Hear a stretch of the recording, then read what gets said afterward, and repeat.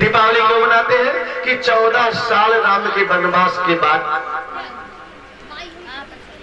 अयोध्या में दीपक नहीं जले और राम जी जहां विश्राम किए वहां शिव की स्थापना की। जितने अयोध्या से लंका तक मार्ग मिलेंगे, जहां जहां राम ने विश्राम किया वहां शिव का निर्माण जरूर किया।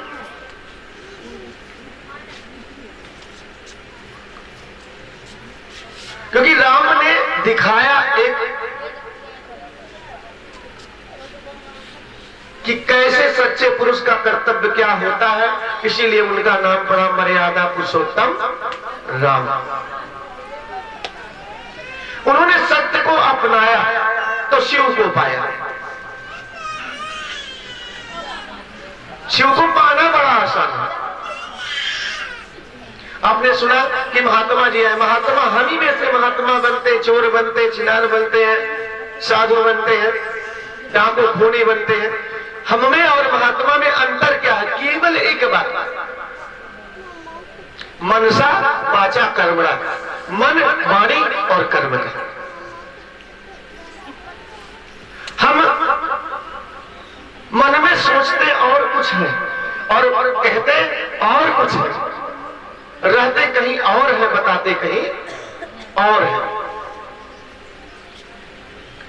और एक सच्चा पुरुष महात्मा जो मन में सोचता है वही वाणी से बोलता है और जो कहता है वही करता है। मन वाणी कर्म में समानता, यही चीज हमें भी लाना है कि अपने मन और वाणी में समानता हो। इसके लिए समानता पाने के लिए सत्य को अपनाना पड़ेगा। राम ने सत्य को अपनाया तो शिव उनके अंदर वास करने लगे। सत्य जहां वही शिव।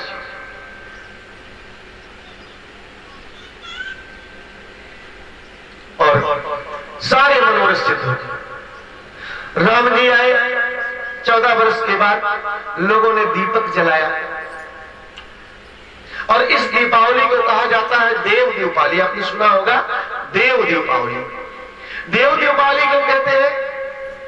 शिव महापुराण की कथा कहती है कि एक नरकासुर नाम का असुर था, हिरण्याक्ष का पुत्र, महादेव का परम भक्त था हिरण्याक्ष।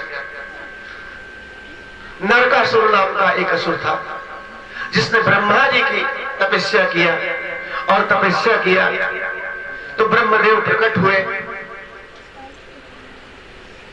तो उसने कहा मुझे अमर कर दो। ब्रह्मा जी ने कहा जिसने मृत्युलोक में जन्म लिया है उसका मरना निश्चित है, तू अपने मृत्यु को कठिन बना ले। तो उसने कहा कौन सा ऐसा वरदान मांग लूं कि देवता से ही खतरा है, देवता लोग मेरे मुट्ठी में आ जाए। जैसे आपने कहा महादेव से वरदान मांग लेंगे पति भोला भाला मिले और भोला भाला पति रहेगा तो जो कहोगे मान जाएगा, मेरे मुट्ठी में रहेगा, जिंदगी आसान हो जाएगी। उसने कहा संपूर्ण श्री मुझे चाहिए, दुनिया की संपूर्ण श्री। ब्रह्मा जी ने कहा तथास्तु, वरदान दे दिए।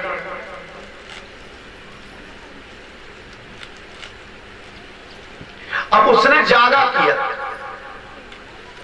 श्री यंत्र बनाया और जागा करने लगा। बहुत बड़े कुंड खुदवा दिए। जागा क्या होता है?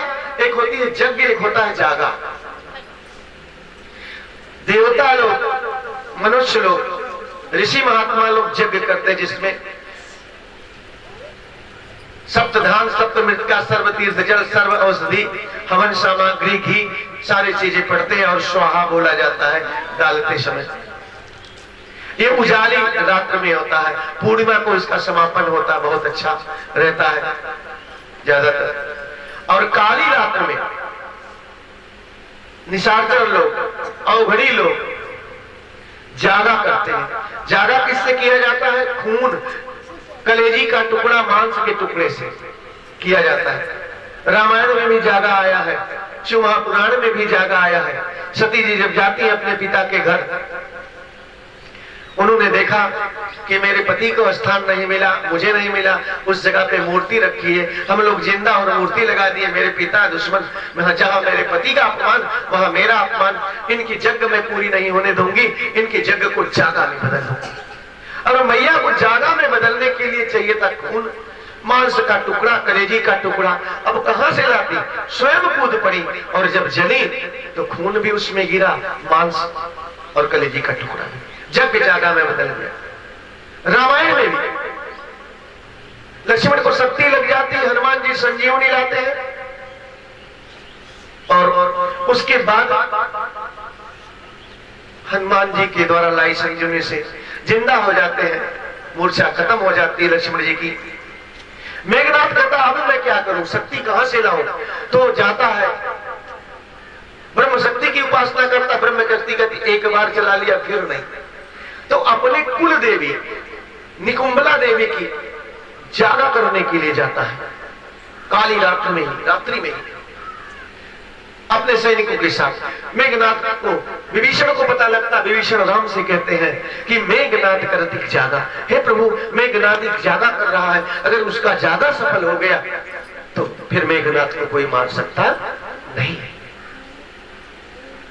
राम जी की सौगंध खा के रात में ही लक्ष्मण जाते हैं, जामवन, सुग्रीव, नल नील, अंगद के साथ, सेना के साथ रात्रि में विध्वंस कर देते हैं और युद्ध शुरू हो जाता है। तो ऐसे ही जागा करने लगा, श्री यंत्र बना के एक कुंड में बनाया और जितनी दुनिया में संपूर्ण श्री मांगा नरकासुर ने, और जितनी श्री थे, जहां जितने खजाने सबसे थे, मुकुट वगैरह सब राजा के उतर के खजाने उसी कुंड में जाते रहे और उस जागा में खून और कलेजी का टुकड़ा, मांस का टुकड़ा से आहुत देती गई।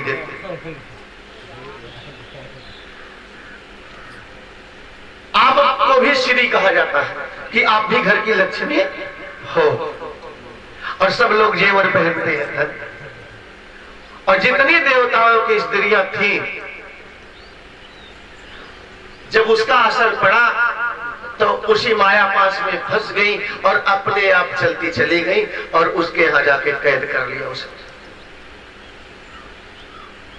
सब जेवर पहन रखे थे, यहां तक कि माता लक्ष्मी भी वशीभूत हो गई उस सम्मोहन से और माता लक्ष्मी भी चली गई। जैसे उसका नाम नरकासुर, वैसे उसका विचार भी नरक जैसा ही। उसने कहा जैसे कन्हैया ने रास रचाया सबके साथ, वैसे मैं जितनी देवताओं की स्त्रियां हैं सबके साथ रास रचाऊंगा, इन्हें चरित्रहीन कर दूंगा, सब पे कालिक लगा दूंगा। इस अमावस्या की रात को सारे देवता लोग परेशान हो गए, सब लोग ब्रह्मा जी के पास आते कि हे ब्रह्मदेव, कैसा वरदान दे दिया आपने? ब्रह्मा जी कहते मेरी ब्रह्मरानी भी तो वही है। अब देखिए, आपका बेटा किसी के चंगुल में फंसा हो, उसके पास हो, तो आप कितने भी बली हो, कितने भी हो, डाउन हो जाओगे, उसका कुछ बिगाड़ सकते नहीं जब तक आपका बेटा मिल नहीं जाता। अब सबकी पत्नियां फंसी हैं, धन संपदा तो गया, पत्नियां फंसी हैं, अब कोई कुछ कर नहीं सकता। और यही चाहता था नरकासुर। फिर विष्णु जी के पास गए, विष्णु जी ने कहा मेरी भी पत्नी। तो सब लोग आते हैं भोले बाबा के पास कैलाश में, भोले बाबा तो भस्म लगाए पड़े हैं।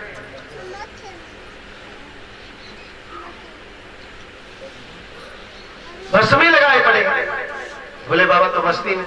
माता भी ऐसे ही सादगी में, ना कुछ पहन रखा था, बिल्कुल जैसे मेरे पति वैसे मैं, इसलिए उनके ऊपर कुछ नहीं पड़ा। ये पुरुष है तो मैया प्रकृति है। सबने ने उपासना की कि हे भोलेनाथ आप ही कुछ करिए। तो भोले बाबा ने कहा कि हे गौरी आप ही जाओ, सबके पत्नी का मामला है तो मेरी पत्नी जाएगी।